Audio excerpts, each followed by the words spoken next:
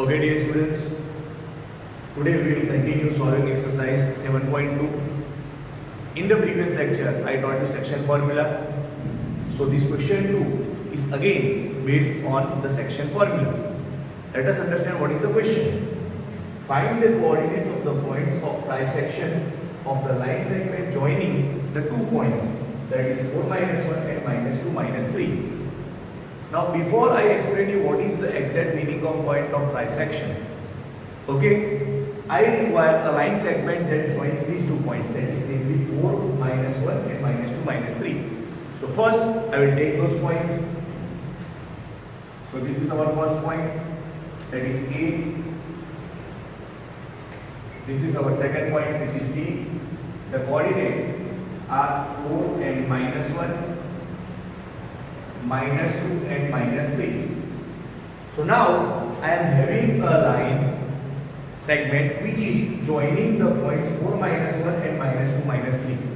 Now on this particular line segment, I want the coordinates of points of trisection. Now points of trisection means those points which divides your given line segment into 3 equal parts. समझना properly, point of trisection से मतलब क्या है कि मुझे इस particular line segment A B पे कुछ पॉइंट्स ऐसे चाहिए जो कि मेरी given line segment A B को 3 इक्वल, ट्राइसेक्शन का मतलब 3 इक्वल पार्ट्स में डिवाइड करे. It divides the given line segment into 3 equal parts. तो अगर मुझे इस लाइन सेगमेंट को 3 इक्वल पार्ट्स में डिवाइड करना है तो मुझे इस लाइन सेगमेंट पे 2 पॉइंट्स चाहिए. अगर मुझे इसको 4 इक्वल पार्ट्स में डिवाइड करना है तो मुझे 3 पॉइंट्स चाहिए. वो हम अगर जब दूसरे ऐसे सम करेंगे तब डिस्कस करेंगे. यहाँ पे तो मुझे पॉइंट ऑफ ट्राइसेक्शन चाहिए. So I want this line segment divided into 3 equal parts. So I should have 2 points on this particular line segment. So this points, उनका मैंने नेमली नाम रखा है P और Q. So these point P and Q are such on this line segment that now you can see that this line segment is divided into 3 equal parts, AB, PQ and QB. यानी कि ये जो हमारे 2 points है P और Q, इन्होंने इस हमारे गिवन लाइन सेगमेंट AB को 3 इक्वल पार्ट्स में डिवाइड किया. Now I want to find the coordinates of these 2 particular points because these 2 particular points divided the line segment into 3 equal parts. In other words, these points are the points of trisection. Okay? Suppose सबसे पहले हमें find करते हैं coordinates of let us say P. तो इसके coordinates होंगे हमारे P xy. ठीक है? Now this is our x1 y1 and this is our x2 y2. Now we use the formula P xy. हमारी सेक्शन फॉर्मूला क्या बता दी है. अभी एक और चीज बात है, सेक्शन फॉर्मूला में हमें सेक्शंस चाहिए. अगर मैं पॉइंट P को कंसीडर करूं, इसके कोऑर्डिनेट्स चाहिए और लेफ्ट में एक पार्ट है इक्वल और राइट में 2 है, तो यहाँ पे हमारा जो m1 है उसकी वैल्यू होगी 1 और राइट हैंड साइड पे 2 पार्ट्स है तो हमारा जो m2 है उसकी वैल्यू होगी 2 because you are having 1 part on the left hand side and 2 parts on the right hand side. So now Pxy will be equal to m1x2 plus m2x1 upon m1 plus m2. ये हमको किसकी value देगा? x की value. Similarly y की value के लिए I will have m1y2 plus m2y1 upon m1 plus m2. अभी हमने फॉर्मूला लिख ली. Now we put the values. So what are the values? m1 की वैल्यू है 1. So 1 into x2. x2 is minus 2 plus m2. You can see that value of m2 is 2 into x1. Value of x1 is 4 upon m1 plus m2, that is 1 plus 2. Similarly, for y, I will have m1. What is value of m1? It's 1. y2, you can see value of y2 is minus 3 plus m2 is 2 and our y1 is minus 1 again upon 1 plus 2. Okay, now we'll put the values. So I will have coordinates of points P, x, y is equal to, अब 1 into -2 gives -2 plus 4 2s are 8 upon 1 plus 2 is 3. Similarly 1 into -3 that is -3 plus 2 into -1 that is -2 upon 3. So now I have P x y, 8 में से 2 जाएगा तो होगा 6 and 6 upon 3 is 2 and here -3 plus minus becomes minus, so -3 minus 2 is -5 upon 3. यानी कि मेरे जो point of trisection है, दो पॉइंट्स है P और Q, उसमें से मुझे कोऑर्डिनेट्स मिल गए कौन से पॉइंट के, of point P. Okay, now my second target is to find the coordinates of Q. अभी Q में बहुत ही इंटरेस्टिंग चीज है, ये जो Q है it is the mid point of this points P and P. Okay, so here this point Q is midpoint of line segment joining PB. So line segment PB का जो midpoint होगा तो हम अभी यहाँ पे सेक्शन फॉर्मूला यूज करेंगे, but the special case that is the midpoint. ठीक है, तो अगर मुझे Q x y फाइंड करना है तो ये होगा मेरा x1 y1 और ये होगा मेरा x2 y2. When any point is midpoint तो उसके कोऑर्डिनेट फाइंड करने की फॉर्मूला है x1 plus x2 upon 2 y1 plus y2 upon 2. But this formula is only used when a given particular point is the midpoint. तो यहाँ पे आप easily देख सकते हो कि अगर Q को ले तो Q से लेफ्ट में भी वन पार्ट है, राइट में भी वन पार्ट है, सो Q is midpoint of points P and P. Line segment जो PT है उसका midpoint है. तो यहाँ Q x y के कोऑर्डिनेट से मुझे अगर फाइंड करने हैं तो मैं इसके लूंगा x1 y1, इसको लूंगा x2 y2, and the formula to be used will be x1 plus x2 upon 2 and y1 plus y2 upon 2. Okay, now the values x1 यानी जो p का x कोऑर्डिनेट आया था that is 2 plus, अब देखो x2 की value क्या है, x minus 2, so 2 plus minus 2 whole upon 2. Okay, now for y coordinate, ठीक है, हमारा जो y आया था उसकी वैल्यू थी -5/3 प्लस y2 उसकी वैल्यू है -3 whole upon 2. Now as you can see over here 2 plus minus 2 plus और माइनस होके हो जाएगा minus, so 2 minus 2 is 0, 0 upon 2 तो उसकी वैल्यू रहेगी 0.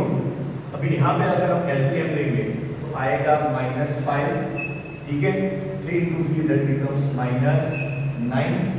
Okay, 3 into -3 is -9 upon LCM में 3 और 3 दूसरा क्या हो जाएगा 6. So this coordinate is 0. Now -5 minus 9 will give -14. -14 upon 6.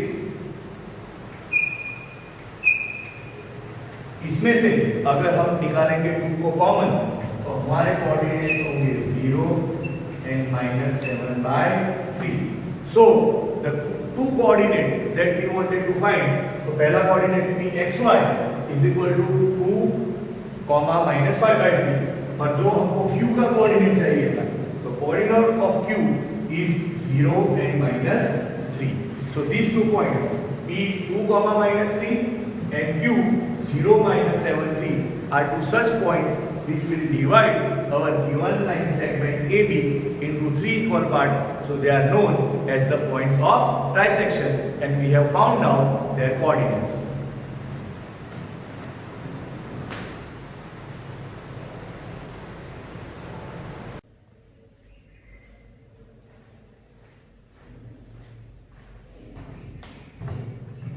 Okay, dear students, so after solving question 2 of exercise 7.2, let us proceed with the exercise. Now your question 3 is very lengthy. Okay, it involves a diagram and all that thing. So if I write the whole question and draw the diagram over the board, then there will be no space left to solve the sum. So we leave that third sum to the Zoom meeting. So in our next Zoom meeting, we will solve that sum live. Okay. We move to the next sum, that is question number 4. Now what is different in this particular question?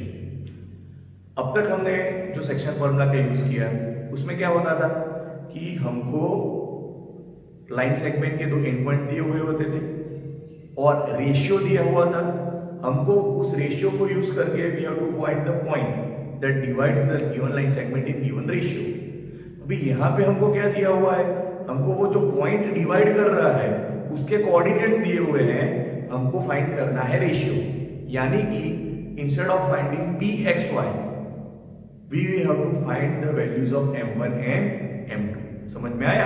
अब तक हमने जो सम किया उसमें हमको ratio यानी m1 m2 की value दी हुई होती थी. हमको क्या फाइंड करने का था, pxy, that is the point which divides the line segment in some fixed ratio. Okay, तो फिगर ड्रॉ करके समझते हैं कि हम इसमें क्या करना है. Find the ratio in which the line segment joining the points, यानी पॉइंट्स कौन से हैं, -3, 10 and 6, -8. So first of all, I will draw a line segment which joins the points, that is A -3, 10 and B 6, -8. Now this particular line segment is divided by another point whose coordinates are -1 and 6. तो ये कोई point हुआ P जिसके coordinates हमको पता है, that is -1 and 6. Using that, I need to find the ratios. That is, I need to find the values of m1 and m2. Okay? तो यहाँ पे भी कुछ नया नहीं करना है, इम्प्लीमेंट तो हम करेंगे एक ही formula, that is the section formula. तो अकॉर्डिंग टू सेक्शन फॉर्मूला, ठीक है, pxy का जो x कोऑर्डिनेट है उसकी वैल्यू क्या है, it's -1. So by section formula,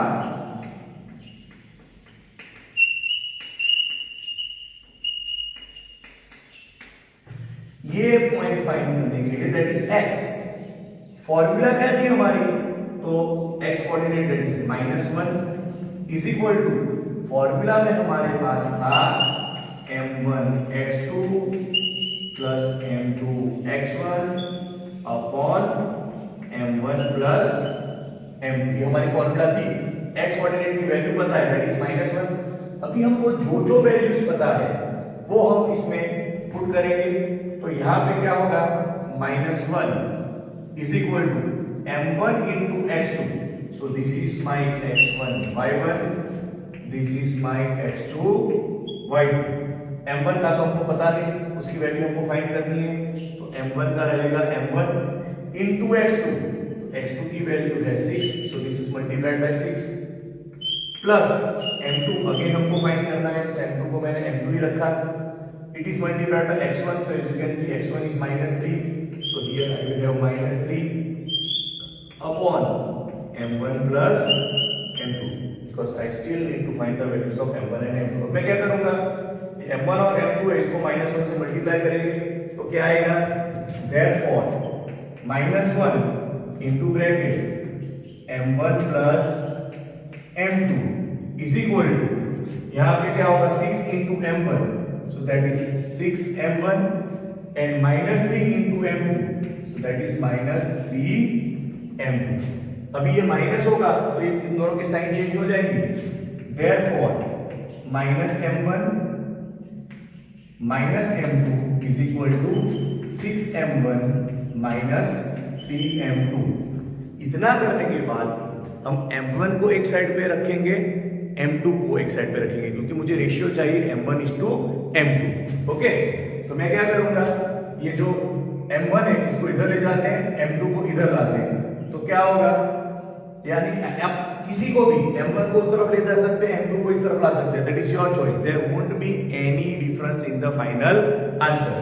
तो शायद चलो m2 को हम इस तरफ कर रहे हैं, तो -3m2 का हो जाएगा 3m2, ठीक है, minus m2 is equal to, इस तरफ हमारे पास था 6m1, माइनस m1 का क्या हो जाएगा, plus m1.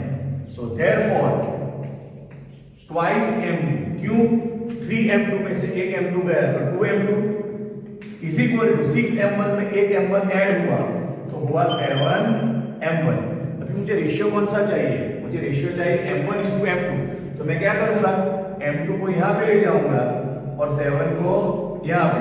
So therefore 2/7 is m1/m2। so therefore m1 ratio m2 is 2:7। this will be your final answer। इसको मैंने फाइंड किया यूजिंग x कोऑर्डिनेट। अगर आप y कोऑर्डिनेट लेके करोगे तो भी आंसर सेम आएगा। दोनों करना जरूरी नहीं है, आप x कोऑर्डिनेट को लेके भी इस रेशियो को फाइंड कर सकते हैं, y कोऑर्डिनेट लेके भी कर सकते हो, आंसर सेम आएगा। लेकिन दोनों लिखना जरूरी नहीं है। आप x कोऑर्डिनेट से भी रेशियो ला सकते हो, y कोऑर्डिनेट से भी रेशियो ला सकते हो।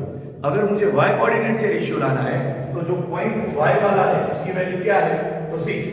तो 6 इज इक्वल टू, अगेन अब हम y वाली फॉर्मूला यूज करेंगे x की जगह, तो यहां पे आएगा m1y2 plus m2y1 upon m1 plus m2। Therefore अब ये तो यहाँ पे क्रॉस मल्टीप्लाई हो जाएगा तो आएगा 6m1 plus 6m2 is equal to, अभी m1 के साथ क्या मल्टीप्लाई हो रहा है, y2। अभी देखो y2 की वैल्यू क्या है, -8। तो यहाँ पे आएगा -8 इंटू m1। ठीक है, now I have m2 into y1, m2 into y1। तो y1 की वैल्यू है 10, so I will have plus 10 m2। जैसा हमने प्रीवियस सम में किया था वैसा करेंगे, m1 को एक साइड पे लाएंगे, m2 को एक साइड पे ले जाएंगे, तो क्या होगा, therefore 6m1 में 8m1 ऐड होंगे तो आएगा 14m1 is equal to 10m2 में से 6m2 माइनस होंगे तो होगा 4m2। अभी मुझे रेशियो चाहिए m1:m2, तो m2 यहां पे जाएगा, 14 उस तरफ जाएगा, तो m1/m2 is equal to 4/14, that is equal to 2/7। so therefore again m1 ratio m2 is 2:7।